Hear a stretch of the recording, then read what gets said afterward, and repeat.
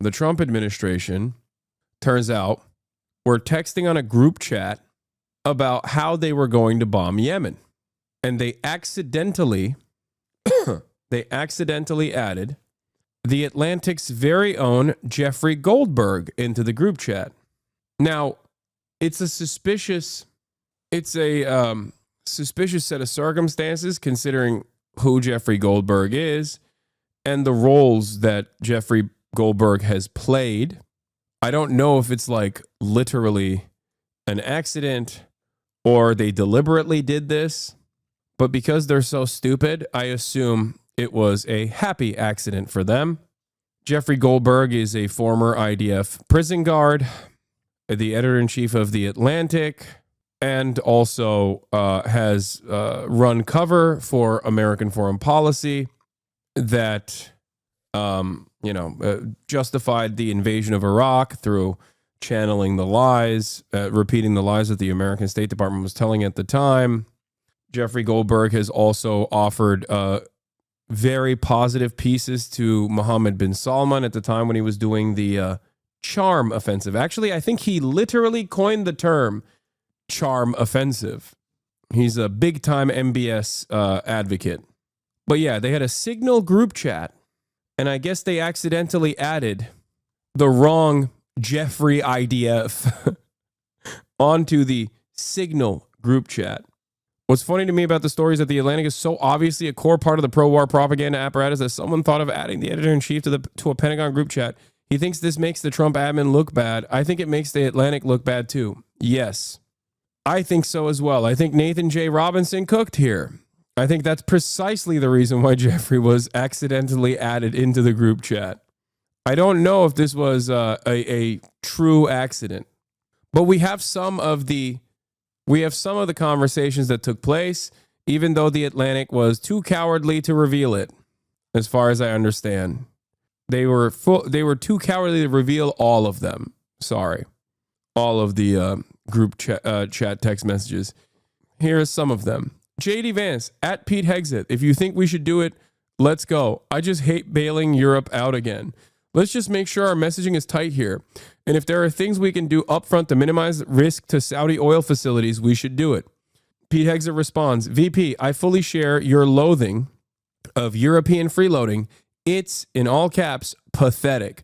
But Mike is correct. We are the only ones on the planet on our side of the ledger who can do this. Nobody else even close. Question is timing. I feel like now is as good as a time as any given POTUS directive to reopen shipping lanes. I think we should go, but POTUS still retains 24 hours of decision space. SM says, as I heard it, the president was clear. Green light, but we soon make clear to Egypt and Europe what we expect in return. We also need to figure out how to enforce such a requirement. E.g., if Europe doesn't remunerate, then what? If the U.S. successfully restores freedom of navigation at great cost, there needs to be some further economic gain extracted in return. I guess that's Stephen Miller who's saying that. Pete Hegseth, agree. Dude, once again, I find it so strange when this administration, due to its sheer incompetence or lack of interest in sheltering you from the truth because they have a you gonna do about it attitude about it all, have revealed America's intentions that leftists like myself talk about all the time, and then everybody yells at me and says I'm a conspiracy theorist. It's hilarious that this has happened virtually every week. Virtually every week since the beginning of this admin, where Trump will just come out and straight up be like, Saudi oil, we got to protect it. That's why while we strike Yemen, we got to extract some funds, right? Or even in text messages like this, they're just so incompetent. Now, like I said, I don't know if this is truly an accident, but here are some more chat logs. News, Atlantic editor Jeffrey Goldberg reports that senior Trump administration officials mistakenly added into a Signal group chat where they deliberated on strikes against the Houthis in Yemen. National Security Council spokesperson Brian Hughes says the text chain appears to be authentic. The group discussed planning for the bombings, current intelligence assessments, and debated whether to launch the military action. The chat called Houthi PC Small Group and was started by Mike Waltz, National Security Advisor, and included 18 members of the Principals Committee, the Vice President, the Secretary of Defense, National Security Advisor, Secretary of State, Stephen Witkoff, the GOAT, Director of National Intelligence, CIA Director, and Trump's Chief of Staff. The debate over the bombings includes VP Vance arguing against striking, saying only 3% of trade passes through the Red Sea. Ratcliffe, the CIA director, weighing in story. Hegseth arguing that waiting a month wouldn't change anything. Goldberg says he didn't realize the chat was real until the bombings began on March 15th. Mike Waltz celebrated in the chat with multiple emojis. They also said, excellent, good start, Mike Waltz, fist, American flag, fire emoji. Good job, Pete and your team. The team in MAL did a great job as well. Great work, all. Powerful start. What's the argument for doing this on purpose? I get not trusting this journalist, but this text chain seems like almost exclusively a bad look for them. Occam's razor here seems pretty clearly to be their morons. I mean, because the text, you want to know why? Because the text messages kind of reveal that they are very professional and cordial with one another, and that there's like internal back and forth on this. You know what I mean? Like they were having like serious conversations when we know that these are not so serious people. And also, there's no such thing as a bad look for this administration. You can only shame someone who has the capability of being shamed. If you don't, if a person does not have the capability of shame, then you can't shame them. Does that make sense? Do you understand?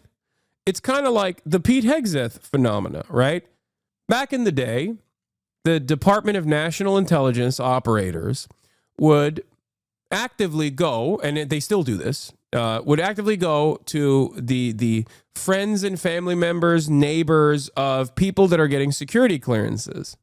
The reason for why they would do this and do like a massive assessment, there's an entire agency dedicated to making sure that the people that are being elevated, the people that have top security clearance status, are actually not open to compromise, open to blackmail, open to be extorted. They would look through your finances. If you have a lot of gambling debt, for example, that creates an opportunity for a foreign actor to exploit that. You have financial issues, then someone can, you're more malleable. Someone can come in and say, oh, we're going to clear your gambling debt if you slide us some USBs with some top secret intelligence, right? That obviously doesn't matter. Look at Brett Kavanaugh. He is a Supreme Court of the United States justice now. But beyond that, they would look at whether or not you were a drunk, whether or not you had, done rapes, for example. The reason why I'm using those two reasons, the reason why I'm bringing up those two factors here is because Pete Hegseth has done both. He is both an alcoholic and he has done rapes. But there is no reason to fear that Pete Hegseth could ever be blackmailed because everybody knows that. And the administration says, what the are you going to do about it? So it's no longer a weakness if your crimes are in full display and you are unblackmailable. Does that make sense? Do you understand what I mean? You can't blackmail someone who's shameless. That's how it is. This just in, editor-in-chief of The Atlantic, Jeffrey Goldberg, says he was accidentally texted war plans. Yeah, we literally just received this piece from The Atlantic, and in it, Goldberg writes, U.S. national security leaders included me in a group chat about upcoming military strikes in Yemen. I didn't think it could be real. Then the bombs started falling. CNN's Alex Marquardt joins us now live. And Alex, this piece came out literally in the last few minutes. I haven't been able to read through all of it, but this seems like something out of a farce, like out of a comedy. This is Burn Notice. We are simultaneously Idiocracy, but also Burn Notice at the same time. The Burn Notice was a documentary to begin with, though, so yeah. It's just stunning on so many different levels. And I understand why Goldberg didn't believe it was real, because it is just shocking in several different ways. Goldberg was added to a Signal chat with some of the most senior national security members of the Trump administration. Signal is a messaging app that is encrypted, probably why these officials thought that they could have a discreet conversation on there. But on it, in this chat that Goldberg was a witness to, they talk about the planning for the recent bombing of the Houthis that started on March 15th. They talk about current intelligence assessments. There's a full-on debate among these officials about whether they should carry out this bombing of the Houthis. And these are conversations that could be in violation of the Espionage Act. Now, this group was started, it looks like, by the National Security Advisor Mike Waltz, who called it the Houthi PC Small Group. PC refers to Principals Committee. The principals in the administration are the senior-most officials. And among that group of senior officials, you have the National Security Advisor, the Vice President, the Secretary of Defense and of State. Well, we'll know it's real if they find a reason to arrest Goldberg. They're never. Are you kidding me? That would be crazy. First of all, why? What? You think the guy who is in charge of the Atlantic, who is a former Israeli occupying force concentration camp guard, who literally works at the behest of the State Department, is going to get arrested for this? What are you, crazy? I mean, I'm sure that they'll go after members of the press. They certainly will. But I don't think they're going to start with the Atlantic. The director of national intelligence, the CIA director, Steve Witkoff, the special envoy, the chief of staff to President Trump, and the list goes on. There are 18 of them. So there's this debate over whether the U.S. should go through with this bombing of the Houthis. Vice President Vance is actually arguing against it, saying that just 3% of trade goes through the Red Sea, which is where the ships have been targeted by the Houthis. Ratcliffe, the CIA director, he chimes in with current intelligence assessments that may be related to intelligence operations that are ongoing. Goldberg does not print that because, of course, that, among so many other details in this, are so highly classified. Hegseth, the Secretary of Defense, he chimes in saying that waiting a few weeks or a month wouldn't fundamentally change the calculus. And he notes, interestingly, that if this leaks, we look indecisive. Of course, it would eventually leak. Now, keep in mind, as they're having this discussion, Goldberg is watching all of this unfold, and he doesn't know, again, whether it's real, but he would quickly learn that it was. On the morning of March 15th, which is the day the bombings began, Hegseth, the Secretary of Defense, posted a team update at 11:44 in the morning saying the bombings were about to start 2 hours later. And in that message to this large group, again, including Goldberg, he posted operational details about these strikes that were about to happen, information about targets, about weapons, and the attack sequencing. 2 hours later, the strikes started. Goldberg looked up on Twitter, and he started to see explosions happening in Yemen, and that's when he knew it was true. And that's when these officials essentially started celebrating. You have John Ratcliffe, the CIA director, saying, "A good start." Mike Waltz, this National Security Advisor, responds with several emojis, as does Steve Witkoff, with two hands praying, a flexed bicep, and two American flags. So everyone approving of what just happened and celebrating. The National Security Council has not pushed back on this at all. They said that this chain was in fact real. Brian Hughes, the National Security Council spokesman, says this does appear to be an authentic message chain. They are looking into how and someone was inadvertently added, how Goldberg was added to this chain, and he tries to spin it as a demonstration of the deep and thoughtful policy coordination between senior officials. So no pushback from the White House in terms of the authenticity of this. But again, this may violate the Espionage Act. Jeffrey Goldberg and his colleague Shane Harris, who's an intelligence reporter, spoke with several lawyers who say that it may have violated the provisions that govern the handling of national defense information. Bottom line, they say, to put it on Signal, they should not have established a Signal chat in the first place, is their conclusion, which is kind of obvious. And then the kicker of this whole piece is, as Hegseth is describing how this is going to unfold and what is going to happen, he says, we are currently clean on OPSEC, which is operational security. Clearly, they were not clean because they included a journalist in this conversation on Signal. Okay, who was the JG who was missing, who should have been part of the conversation? We don't know why Waltz initially reached out to Jeffrey Goldberg and added him as a contact and then eventually added him to the group. You're absolutely right. They probably thought they were adding someone else from within the administration who had a similar name. Why this mistake happened is just the first of a very long list of questions. Wow. Alex Marquardt, thank you so much for bringing us this reporting. Let's talk more about this with former Defense Secretary and former CIA Director Leon Panetta. Secretary, I'm reading the piece as we speak, and it's interesting because Goldberg writes that he had very strong doubts that this text group was real. I could not believe that the national security leadership of the United States would communicate on signal about imminent war plans. I also could not believe that the national security advisor to the president would be so reckless, he writes, as to include the editor-in-chief of The Atlantic in such discussions with senior U.S. officials. Secretary, what's your reaction to this reporting?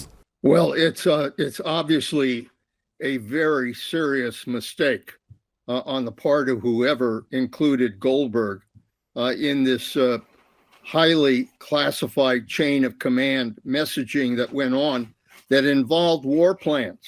To have had somebody from the Atlantic on that chain, without question, was a serious mistake.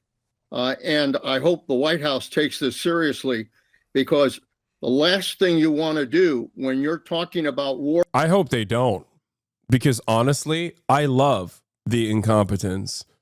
I hope they don't take it seriously, and I hope that they keep doing this. I hope that they keep accidentally adding journalists, and real journalists, not Goldberg, who is a fake journalist, but simply a stenographer for the State Department.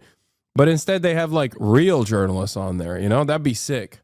Of course, that'll never happen, because I don't think that any real journalist is going to be a phone number, is going to have their phone number saved in the phone of Mike Waltz. Worth under discord and disarray after being outflanked by a drunk. Yeah. I have a suspicion that they meant to include Deputy Assistant to the President and Deputy Homeland Security Advisor Joshua Geltzer. Makes you wonder whether or not that it was done intentionally, because that level of incompetence is incomprehensible. It's a very weird situation because the administration is that stupid. I mean, dude, Pete Hegseth is a Fox News contributor. He's a weekend host, and now he is in charge of the DOD. Like it's weird, because on the one hand, I'm like, "Whoa, was this a clever way to just like to do a show of force?" Because everything that you got from the leak itself is not all that surprising. Like it's stuff that you imagine them saying in public. So I look at it and I think to myself, like, when a leak like this happens, like, who is doing the leaking is important. Is it a contentious adversarial reporter? Or is it someone who has always played the role of going along with the American State Department's interests? And also, what information, more importantly than that, what information did we get out of this leak? And the information that we got out of this leak is just like, you know, J.D. Vance being like, yeah, Europe, which is, you know, oh, maybe we shouldn't actually do this. They're debating being an isolationist, right? While also talking about how much they despise that Europeans are freeloaders of American security. Like that in and of itself is stuff that that is something that you would see in public. Yeah, Lolo is joking here. In my opinion, not enough slurs for it to be an unintentional leak. I know their asses are sending horrible gifts too. I'm not even joking. This is a joke, but I think this is also real.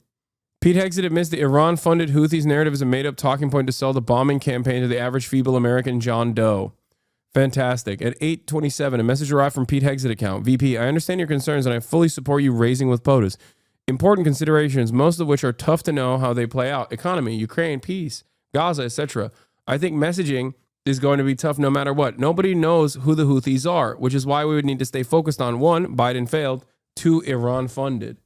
I will say I don't hate that they're so incompetent that we don't have to do any sort of serious journalism to figure out like what kind of focus group testing the former Vice President Dick Cheney had to do in order to sell the war in Iraq to the American population, as we found out after the fact They just kind of reveal it voluntarily.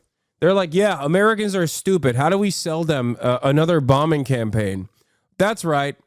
We tell them, oh, it's Iran. They don't know who the Houthis are, but they're not going to have a lot of appetite for bombing yet another random country.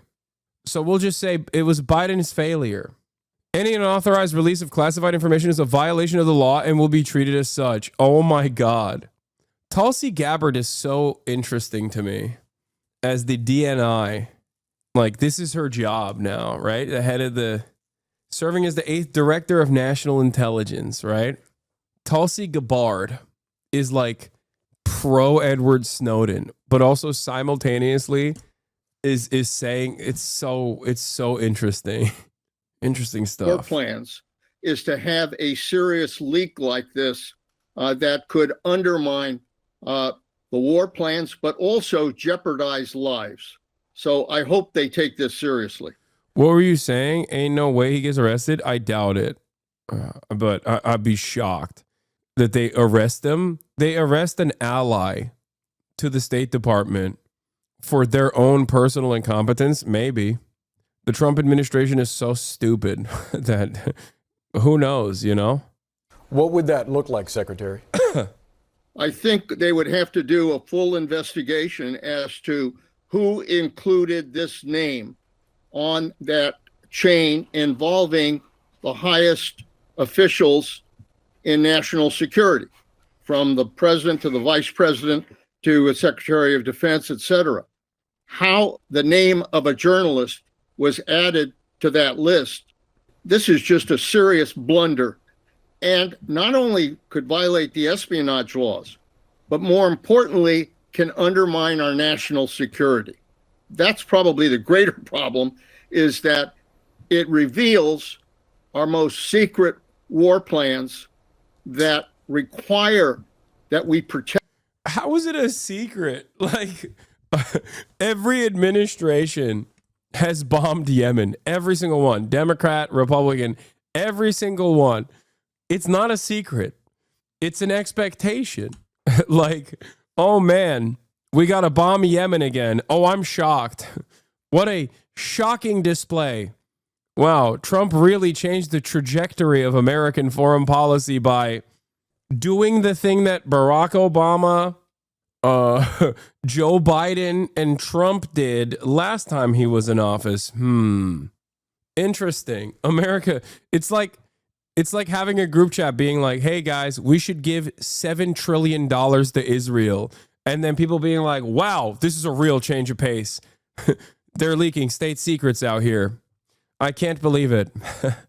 This is so different than the previous administration and the administration prior and the administration prior and the administration prior. Another supply of bombs to Israel. Wow. Protect that information in order to be able to conduct what is obviously a serious operation of war. To that point, Secretary, I wonder what could have happened here if it wasn't Jeffrey Goldberg, the editor-in-chief at The Atlantic, who received this and decided to publish this story. If it had been someone else on the contact list that was added to the Signal chat, what would have been a worst-case scenario that would have put national security at risk?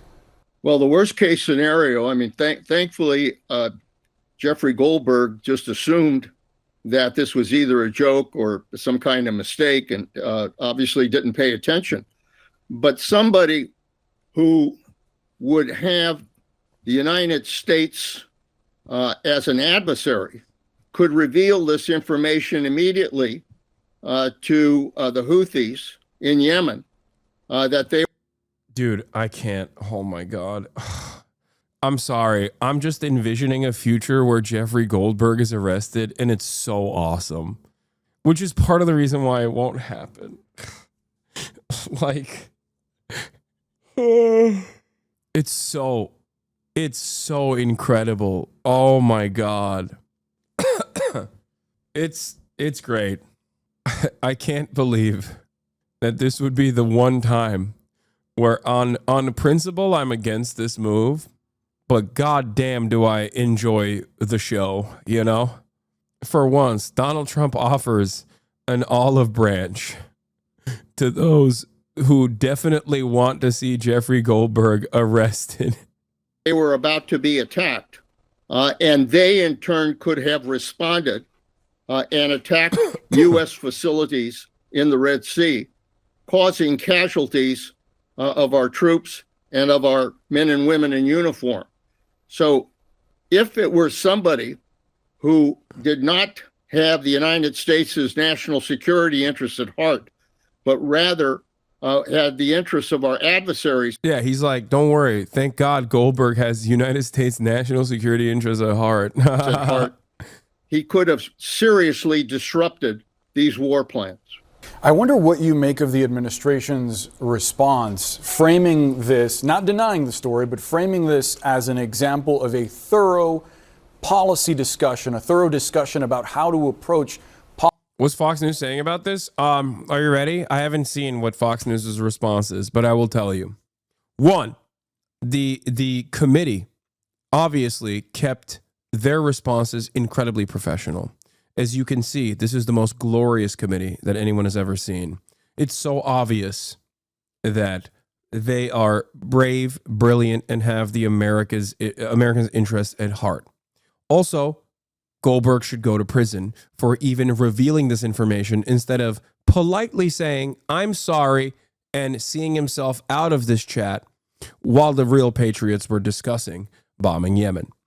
Okay, that is 100% what the Republican take is going to be, and people are already linking it. Let's take a look. Let's see if I got it 100. Let's see if I pre-watched it. Story today out of The Atlantic, where their editor-in-chief Jeffrey Goldberg has reported that he was accidentally sent sensitive information about military strikes in Yemen. The messages come from 18 national security officials. They were sent through the encryption app Signal, and there are indications that they appear to be authentic. I think there are two takeaways from this story as of what we know. Wow. Let's see what the two takeaways from this story are. Today. One, it is incredibly concerning that sensitive information would be sent with a journalist included in the thread. We can speculate, and there is reasonable, fair expectation that somebody like Jeffrey Goldberg was accidentally included under his initials, JG, when who was meant to be included was a trade chief, Jameson Greer. But if it was accidental, and we'll wait to see if this was accidental, it is incredibly concerning that this information would be shared over the Signal app with a journalist included. But the bigger takeaway for me is it's an insight, a transparent insight into the thought process and dialogue of our national leaders. If you look at the actual content of what was reported, if you look at how they discuss potential strikes on Houthis in Yemen, what you will see is dialogue between Vice President J.D. Vance. I told you, dude. There you go. There you go. Oh, wow. Shocking that the state propaganda apparatus Fox News is saying, well, the dialogue here is fantastic. I mean, as you can tell, these are our glorious leaders are at work and they're doing discourse. They're doing dialogue. They're handling themselves in the utmost professional manner. Secretary of Defense Pete Hegseth, National Security Advisor Mike Waltz, Stephen Miller, Tulsi Gabbard, and many more in a very collaborative, open, honest, team-based attempt to... You know what's funny? I got down the individual talking points, okay? I got down the individual talking points. Oh, my God. come to the right decision after years of secrecy and incompetence. If you read the content of these messages, I think you'll come away proud that these are the leaders making these decisions. Oh my God. Oh my God. I mean, come on. It's not even here, let's see what this one is. This is another one that you guys sent me. Now, I would think that there probably are worse people that you could text your secret plans to.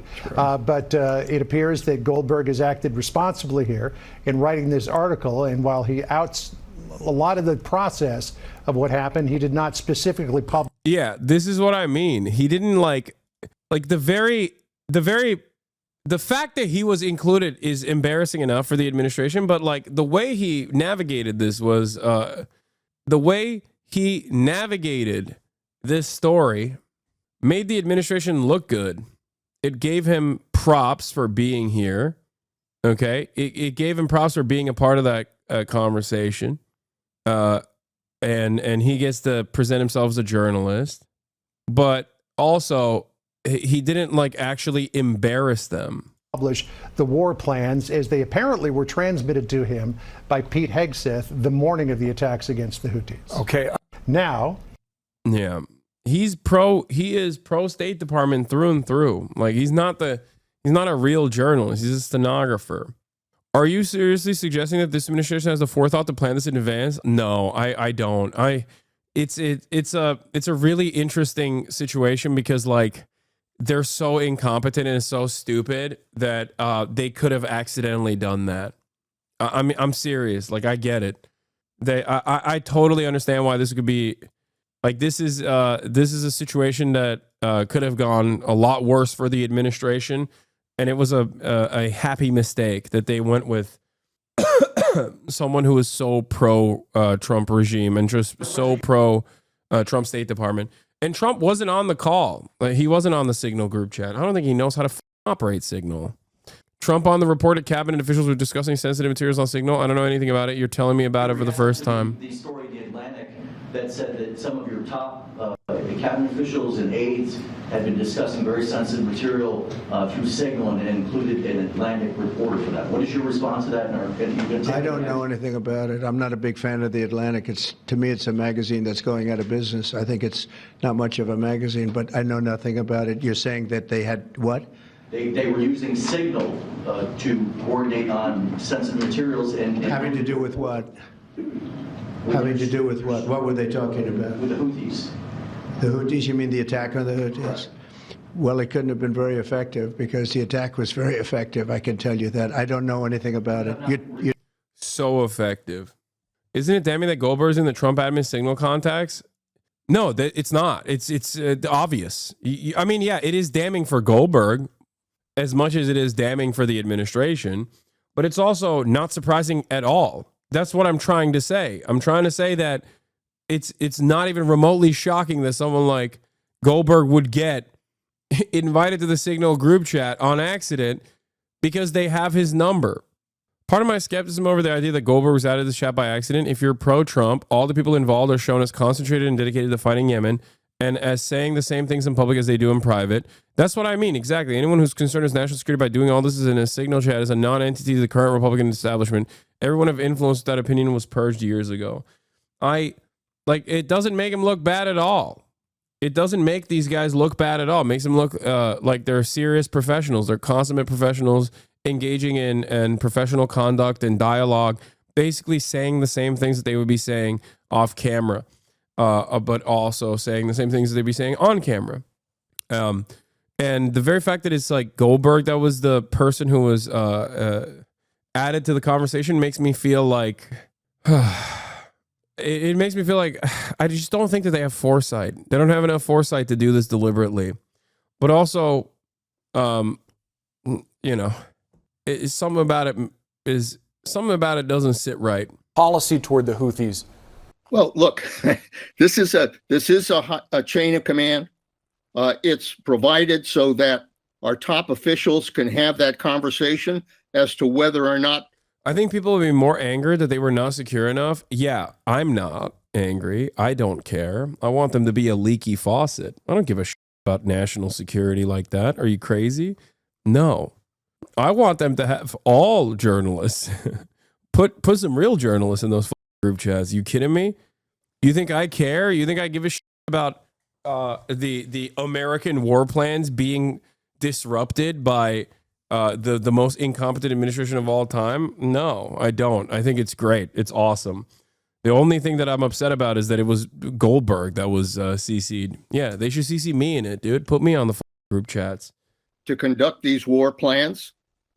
So that there's no question this is legitimate. But what they're not paying attention to is that you've included somebody on the outside who has no business knowing about this information.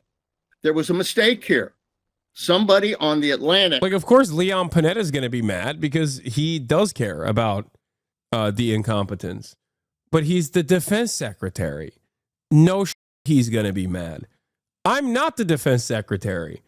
I have an antagonistic opinion towards the American State Department and the American intelligence and American empire in general. So for that reason, I'm like, great. Yeah, keep being incompetent. Who gives a shit? Got the most sensitive emails you can imagine at the federal level. That is a serious blunder. It has to be investigated, and somebody, frankly, needs to get fired. Who do you think that is, sir? Whoever put that chain together. So I want to see what they, what else they were. So looking at it, bro, we got to go ahead and get it to at least 10,000. Okay, stop. So stupid. It's so stupid. It is the stupidest administration. God damn it. We're just so dumb. We're such a dumb admin. Oh my God. Check TMZ. Why? Yeah, it's Hillary Clinton is going, "Oh, you have got to be kidding me." Yeah, Hillary Clinton. I wish that they just like leaked all of them, like all of the text messages. I think it's silly that he didn't do that. And that's how you know he's not a real journalist.